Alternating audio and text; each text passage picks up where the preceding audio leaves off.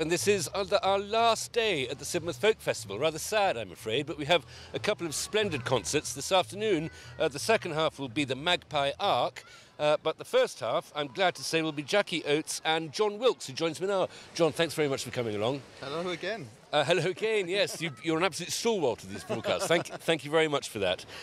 You're playing with Jackie Oates, who's a fiddler, and how did you two get together?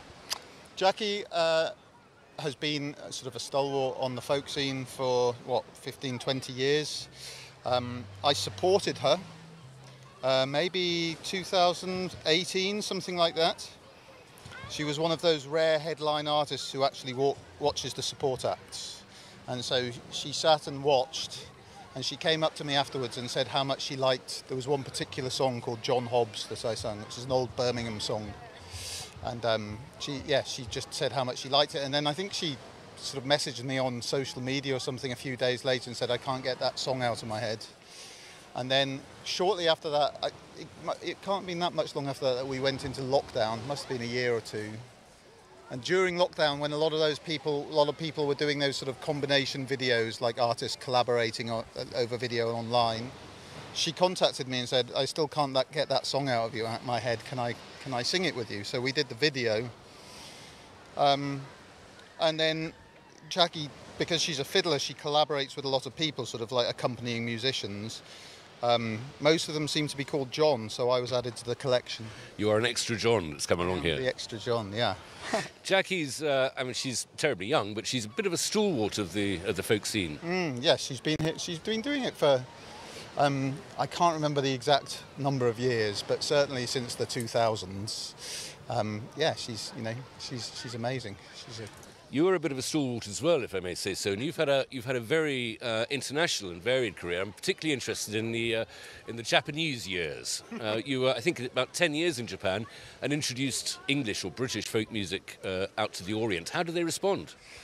I wouldn't say I was the first to do it, but I lived in the south of Japan as a teacher originally, and my wife is Japanese, and my kids are obviously half Japanese. And while I was out there, I met a chap who has sort of lived in the neighbouring town to me called John Nice, another English guy, and somebody suggested that we make music together. We didn't have any particular sort of shared musical interests, but being two of the only sort of English guys in the area, we started.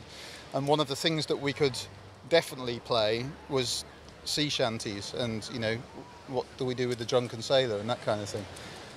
The Gloucestershire Wassail, or the wassailing song, was the one that I remember most. We started playing that in about 2007 to these southern Japanese audiences. I don't know what they made of it, but they were always quite fascinated by the fact, we would explain beforehand that this song, in Japanese terms, dated back into samurai times, yeah. and that would get a lot of wow sort of thing.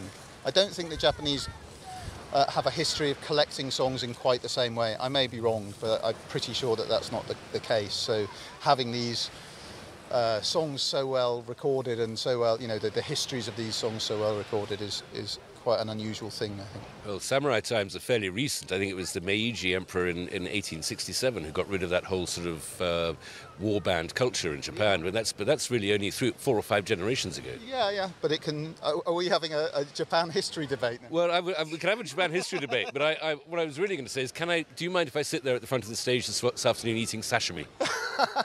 If you can tell me where you get decent sashimi around here, then I'm quite happy with that. Yeah. John, that's brilliant. Thank you very much. Really looking forward to your set this afternoon. Right. Thanks so much for joining us on this beautiful day by the seaside. It's amazing, isn't it? It's lovely. Here on the Jurassic coast. Indeed. Yeah. Yep. A few fossils in those cliffs. Yeah. 1 or 2 around the town, I think. Yeah. John, thank you very much.